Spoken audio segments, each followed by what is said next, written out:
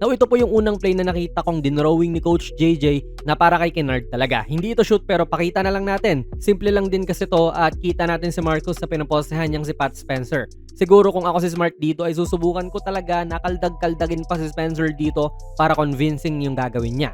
Kasi habang nangyayari yan, may off-ball screen na pala si Jax dito sa kabila. Nakita rin natin na umalis si Hachimura dyan para mas maganda po ang spacing sa kanya.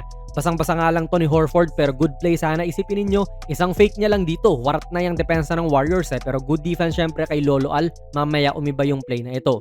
Similar lang naman to doon sa tinapal siya ni Horford pero ngayon magsisimula to sa screen or slip screen ni Vanderbilt kay AR. Then this game din kasi grabe kung umatake si Reeves. Hindi man siya umiscore ng malaki pero nakakalampas siya sa depensa nitong Warriors kaya syempre need po ng help defense para i-cover siya. At dito na nga rin po nadala ni AR si Horford sa kanyang gawe upang maiwasan yung nangyari kaninang natapal si Kennard.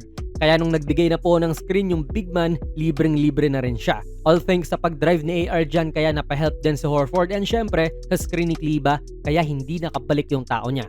Then